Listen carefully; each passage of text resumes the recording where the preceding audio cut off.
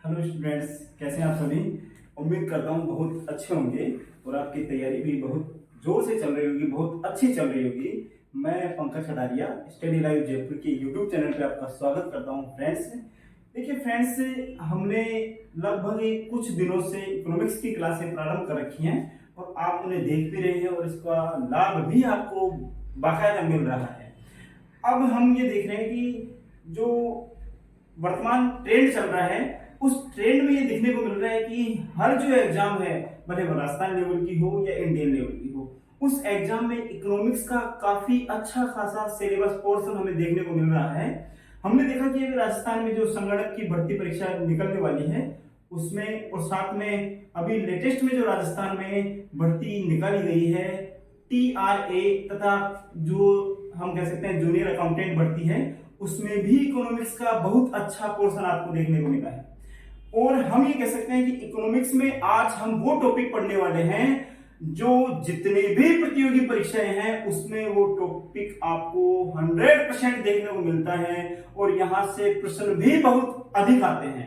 ठीक है, तो आज उसी टॉपिक का हम विस्तार रूप से अध्ययन करेंगे। वो टॉपिक क्या है, जैसा कि आप बोर्ड पे देख पा रहे हैं, वो टॉपिक है राष्ट्रीय आय। राष्ट्रीय आय, देखिए फ्रेंड्स, मैं ये कह सकता हूं कि ये बहुत इजी टॉपिक है और इकोनॉमिक्स का हर टॉपिक अपने आप में इजी है। अगर इसे आप कॉन्सेप्ट रूप में समझ लेते हैं, बहुत बढ़िया से अगर आप इसे समझ लेते हैं, तो इकोनॉमिक्स का हर टॉपिक अपने आप में सरल है और एक बार समझने के बाद इसे भूलते कभी नहीं है, ऐसा सब्जेक्ट है ये। तो रेगुलर हम हमारे सिलेबस को कंप्लीट करने की तरफ बढ़ते हैं। देखिएगा बोर्ड पे आज का जो टॉपिक है दैट इज नेशनल इनकम, राष्ट्रीय आय। ठीक है, इसे आप नेशनल हम कह सकते हैं, प्रोडक्शन भी कह सकते हैं, नेशनल प्रोडक्ट भी कह सकते हैं, राष्ट्रीय उत्पाद भी कह सकते हैं। It is equal national income and हम कह सकते हैं नेशनल प्रोडक्ट, दोनों एक ही बात है, दोनों एक ही चीज है। तो हम इसको पढ़ते हैं। देखिएगा, राष्ट्रीय आय एक सिंपल लैंग्वेज में कहूंगा आपको। देखिए, आप अगर कहीं कार्य करते हैं, काम अगर आप करते हैं और उससे जो आप पैसा प्राप्त करते हैं, अगर हम एक व्यक्ति की बात करें, एक व्यक्ति अगर कहीं कार्य कर रहा है और उसके कारण उसे जो इनकम प्राप्त हो रही है वह उसकी व्यक्तिगत आय कहलाती है। व्यक्तिगत आय कहलाती है। ठीक है, व्यक्तिगत आय यानी एक व्यक्ति की आय, अगर वह कार्य कर रहा है और कार्य करने के बाद में उस व्यक्ति को वर्ष में जो पैसा प्राप्त हो रहा है वह उसकी व्यक्तिगत आय है। ठीक है, अगर हम मान लीजिए देश में कितने व्यक्ति हैं, 100 करोड़ व्यक्ति हैं। हमारे देश की बात करें, नॉर्मल हमने एक उदाहरण लिया है, 100 करोड़ का, जनसंख्या ज्यादा हो चुकी है। हम एक उदाहरण लेने के देश में 100 करोड़ व्यक्ति हैं और अगर इन 100 करोड़ व्यक्तियों की टोटल आय की बात करें तो हम ये कह सकते हैं कि ये पूरे के पूरे देश की आय हो गई और यही क्या है, नेशनल इनकम है। ओके, ठीक है, बोर्ड पे ध्यान दीजिएगा। राष्ट्रीय आय, नेशनल इनकम। देखो, नेशनल इनकम का जो विचार है, नेशनल इनकम का जो विचार है, नेशनल इनकम का विचार जो देने वाले व्यक्ति हैं वो कौन है, एडम स्मिथ हैं। देखिए, ये एडम स्मिथ इकोनॉमिक्स में हम कहें एक महत्वपूर्ण अर्थशास्त्री के रूप में जाने जाते हैं। यही एडम स्मिथ इकोनॉमिक्स के पिता कहे जाते हैं, द फादर ऑफ इकोनॉमी कहे जाते हैं एडम स्मिथ। और इन्हीं एडम स्मिथ के द्वारा सर्वप्रथम जो है वो राष्ट्रीय आय का विचार दिया गया। नेशनल इनकम के विचार के प्रतिपादक कौन है, एडम स्मिथ हैं। एडम स्मिथ हैं, हम इन्हें द फादर ऑफ इकोनॉमी के नाम से भी जानते हैं। ठीक है, देखिए, एक ईयर था 1776, मैं यहां लिख देता हूं 1776 यानी 1776 में एडम स्मिथ की एक पुस्तक प्रकाशित हुई थी, the wealth of nation. The wealth है WELTH, the wealth of nation, the wealth of nation. देखिए, बहुत महत्वपूर्ण पुस्तक थी ये और अर्थशास्त्र के हम कहेंगे जनक के द्वारा प्रकाशित पुस्तक थी, द वेल्थ ऑफ नेशन। इस वेल्थ ऑफ नेशन पुस्तक में जो 1776 में प्रकाशित हुई थी उसमें एडम स्मिथ द्वारा नेशनल इनकम का विचार दिया गया था। तो क्वेश्चन बनता है यहाँ पे कि नेशनल इनकम के विचार के प्रतिपादक कौन है, that is Adam Smith. Okay, ठीक है, हम थोड़ा आगे की तरफ बढ़ते हैं। देखिए, अब हम ये कहते हैं कि इस विचार को देने वाले तो कौन थे, एडम स्मिथ। परंतु विचार देने से ही कुछ नहीं होता है, विचार का विकास भी होना चाहिए। तो हम ये कह सकते हैं कि जो नेशनल इनकम है एनआई, इस नेशनल इनकम के विचार के विकासकर्ता कौन थे? प्रोफेसर जे एम केन्स थे, जे एम केन्स। देखिए जे एम केन्स, अब अलग अलग बुक्स में इनका नाम थोड़ा अलग अलग मिल सकता है आपको, कई बुक्स में आपको जे एम किन्स मिलेगा, जॉन मेनार्ड किन्स, लेकिन बात वही है, जे एम किन्स मिले, जे एम केन्स मिले, बात एक ही होती है, ठीक है। तो इस विचार के विकासकर्ता यानी जो राष्ट्रीय आय है इसका डेवलपर कौन थे, विकासकर्ता कौन थे? हम ये कह सकते हैं इसके विकासकर्ता थे जॉन मेनार्ड किन्स। देखिए किन्स की एक पुस्तक थी the general theory of employment, interest and money, ठीक है, हम ये कह सकते हैं इंटरेस्ट एंड मनी। तो उस पुस्तक में जो जे एम केन्स है उन्होंने किसका विकास किया? राष्ट्रीय आय के विचार का विकास किया था। ओके, ये तो रही एक नॉर्मल जानकारी राष्ट्रीय आय के बारे में। अब यहां मैं एक चीज कहूंगा आपको, इसकी डेफिनेशन को आप थोड़ा स्पष्ट पढ़ें, थोड़ा गौर से डेफिनेशन को पढ़िएगा। यहां अगर आपके दिमाग में डेफिनेशन क्लियर हो जाती है तो इस राष्ट्रीय इनकम का हम कह सकते हैं जो राष्ट्रीय आय है उसका 40% मैटर आपके दिमाग में क्लियर हो जाता है। तो डेफिनेशन को थोड़ा ढंग से पढ़ना है, थोड़ा समझ के पढ़ना है, गौर कीजिएगा, मैं इसकी डेफिनेशन को पढ़ने वाला हूं, ठीक है। हमने कहा अर्थ जो है इसका, एक देश में एक वर्ष की अवधि में, एक देश में एक वर्ष की अवधि में, ये कहा एक देश, ये है एक वर्ष, एक देश में एक वर्ष की अवधि में उत्पादित समस्त वस्तुओं तथा सेवाओं के अंतिम मौद्रिक मूल्य का जो योग होता है, अंतिम मौद्रिक मूल्य का जो योग होता है, दैट इज नेशनल इनकम, यही राष्ट्रीय आय है। इसमें कुछ शब्द जो महत्वपूर्ण है उस पर मैं आपका ध्यान आकर्षित करना चाहूंगा फ्रेंड्स, देखिएगा। हमने कहा एक देश में, मैं इनके नीचे अंडरलाइन कर रहा हूं, इन शब्दों को थोड़ा समझिएगा। एक देश में एक वर्ष की अवधि में उत्पादित समस्त वस्तुओं एवं सेवाओं के अंतिम मौद्रिक मूल्य का योग जो है वो राष्ट्रीय आय है। देखिए आपको मैं ये पहले बता चुका हूं कि अर्थव्यवस्था में उत्पादन दो ही चीजों का होता है, first is goods and second is service. यानी पहली क्या है जो अर्थव्यवस्था में उत्पादित होती है, वस्तु, और दूसरी क्या है, सेवा। अगर हम कहें एक देश में एक वर्ष की अवधि में जितनी भी वस्तुएं उत्पादित हुई हैं और साथ में जितनी भी सेवाएं उत्पादित हुई हैं उनके अंतिम मौद्रिक मूल्य को अगर आप जोड़ लेते हैं, अंतिम मौद्रिक मूल्य को समझ लीजिएगा, अंतिम मौद्रिक मूल्य है कि जिस मूल्य पर वस्तु अंतिम रूप से कंज्यूमर को प्राप्त होती है, ग्राहक को प्राप्त होती है, वो क्या है, लास्ट प्राइस है, अंतिम मौद्रिक मूल्य है। तो इस अंतिम मौद्रिक मूल्य को अगर आप जोड़ लेते हैं तो वो क्या बन जाएगी, राष्ट्रीय आय बन जाएगी, नेशनल इनकम बन जाएगी, नेशनल प्रोडक्ट बन जाएगा। ओके, ठीक है, ध्यान दीजिएगा। ये हम कहें कि देखो ये तो थी एक इसकी ऐसी परिभाषा जिसे सर्वसम्मति मिली हुई है। अब कुछ अर्थशास्त्रियों ने अपनी अलग अलग परिभाषाएं भी इसके बारे में कही है, उसमें दो अर्थशास्त्रियों का मैं आपके सामने नाम लेना चाहूंगा, वो कौन से हैं देखिएगा थोड़ा सा। यहां आपको दो अर्थशास्त्री दिख रहे हैं, first is Marshall, professor Marshall, और सेकंड इज प्रोफेसर पिगू, ठीक है। ये दोनों अर्थशास्त्री राष्ट्रीय आय की परिभाषा देने वाले महत्वपूर्ण अर्थशास्त्रियों में माने जाते हैं। तो मार्शल ने क्या कहा सुनिएगा, मार्शल ने यह कहा कि किसी देश का श्रम तथा पूंजी, किसी देश का श्रम, देखिए लेबर, श्रम, ओके, यानी लेबर, और पूंजी यानी कैपिटल।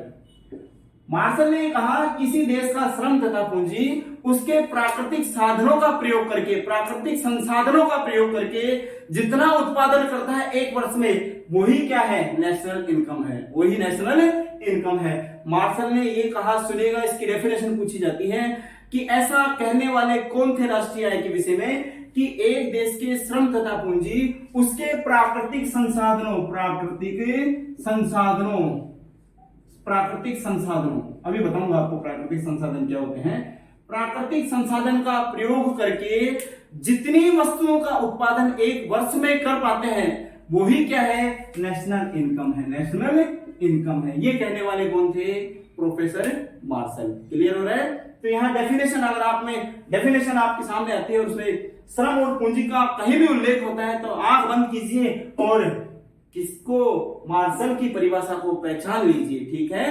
अगर हम बात करें पिगू की, तो देखिए पिगू ने यह कहा कि जो राष्ट्रीय आय है वो हम ये कहें समाज की आय का वह भाग है या समाज की आय का वह भाग है जिसे मुद्रा के रूप में मापा जा सकता है।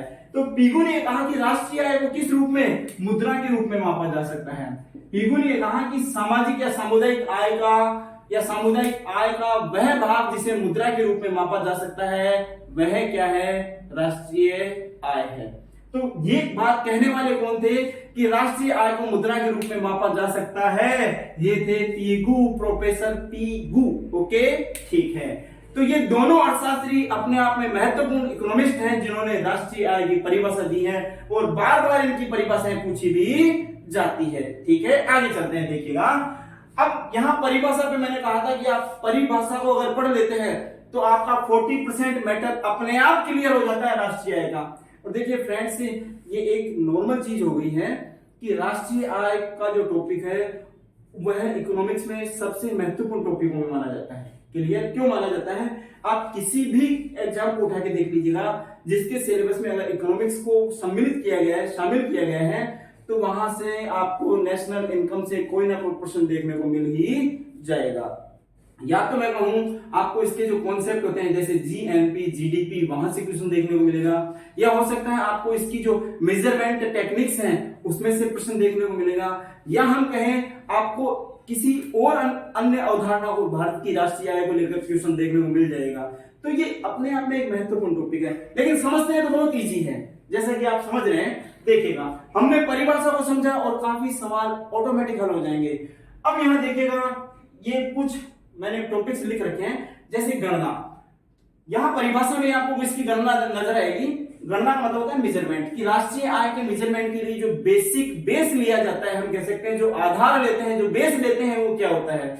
आप यहां देखिएगा, हमने कहा एक देश में एक वर्ष की अवधि में, तो राष्ट्रीय आय गणना के लिए जो आधार होता है, जो बेस होता है, वो क्या होता है, एक वर्ष। यानी राष्ट्रीय आय की जो गणना होती है वो वार्षिक आधार पे की जाती है, वार्षिक आधार पे, एनुअल बेस पे राष्ट्रीय आय की गणना की जाती है। राष्ट्रीय आय की गणना किस आधार पे, वार्षिक आधार पे की जाती है, वार्षिक आधार पर। ठीक है, ऐसा नहीं है कि राष्ट्रीय आय की गणना आप 6 महीने से कर सकते हैं, 3 महीने से कर सकते हैं, नहीं, इट इज इम्पॉसिबल। राष्ट्रीय आय की गणना करने के लिए आपको 1 साल का वेट करना होगा, 1 साल की राष्ट्रीय आय की गणना होती है। ठीक है, जैसे मान लीजिए, अभी थोड़ा आगे बात करेंगे हम संबंध की अगर बात करें तो देखिए यहां मैं बताना चाह रहा हूं कि राष्ट्रीय आय का संबंध किससे होता है। जैसे व्यक्तिगत आय का संबंध एक व्यक्ति से होता है, वैसे ही राष्ट्रीय आय का संबंध किससे होता है, एक देश से होता है, एक देश से होता है। परिभाषा में देखें आप, यानी राष्ट्रीय आय का संबंध किससे, एक देश से, एक देश से। ओके, यानी राष्ट्रीय आय किसके साथ में जुड़ी हुई होती है, व्यक्ति के साथ में जुड़ी हुई नहीं होती है। राष्ट्रीय आय जुड़ी हुई होती है एक नेशन के साथ में, एक देश के साथ में। ठीक है, आगे हम बात करते हैं कि राष्ट्रीय आय में किसे शामिल करते हैं और किसे नहीं करते।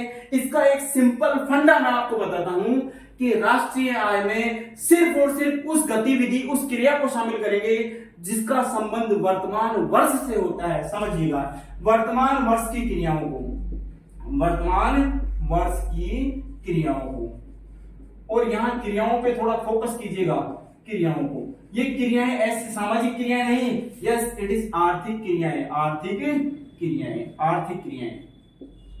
अब आर्थिक क्रियाएं आप सभी जानते हैं कि ऐसी क्रियाएं जिनके बदले, ऐसे कार्य जिनके बदले इनकम प्राप्त होती हो, पैसा प्राप्त होता हो, वही कौन सी क्रिया कहलाएगी, आर्थिक क्रिया कहलाती है। तो राष्ट्रीय आय में किसे शामिल किया जाएगा, वर्तमान वर्ष की आर्थिक क्रियाओं को शामिल किया जाएगा। ऐसी क्रियाएं जो जिनके बदले पैसा मिलता हो या जो पैसे के बदले की गई हो, रुपए के बदले की गई हो, वो सभी क्रियाएं आर्थिक क्रियाएं होती हैं। ठीक है, और उन्हीं आर्थिक क्रियाओं को शामिल किया जाता है राष्ट्रीय आय में, नेशनल इनकम में, नेशनल प्रोडक्ट में। हम यहाँ राष्ट्रीय आय को नेशनल प्रोडक्ट भी कह सकते हैं। इट इज इक्वल, राष्ट्रीय आय और राष्ट्रीय प्रोडक्ट दोनों इक्वल होते हैं, इनमें कोई डिफरेंस नहीं होता है। ठीक है, सिर्फ शब्दों का डिफरेंस है, बाकी कोई डिफरेंस नहीं है। तो हमने कहा, जैसे मान लीजिए मैं कहूं कि 2022 में भी उत्पादन हुआ, वस्तुएं भी उत्पादित की गई और सेवाएं भी उत्पादित की गई। तो जो वस्तुएं और सेवाएं 2022 में उत्पादित की गई, उनको 2022 वर्ष की राष्ट्रीय आय में सम्मिलित किया जाएगा। और जो वस्तुएं और सेवाएं 2023 में उत्पादित हो रही हैं, उन्हें 2023 की राष्ट्रीय आय में ही सम्मिलित किया जाएगा। देखिए फ्रेंड्स, ये थी एक बेसिक जानकारी जो आपके लिए बहुत जरूरी थी, और अगर आप हमारे साथ बने रहते हैं तो हम बहुत बढ़िया तरीके से, बहुत बेटर तरीके से राष्ट्रीय आय को स्पष्ट करेंगे, ताकि आपका हर क्वेश्चन जो पेपर में आए राष्ट्रीय आय को लेकर वो गलत नहीं हो, उसका 100% सही होने का चांस बढ़ जाए, ताकि आप नेगेटिव मार्किंग से बच सकें। तो फ्रेंड्स, रेगुलर बने रहिए, be continue my dear friends, my dear students. अपनी तैयारी को शिखर पर ले जाएं और हमारे YouTube चैनल के साथ रेगुलर बने रहें, वीडियो देखते रहें और मस्त रहें। Be cool and B continue. Thank you.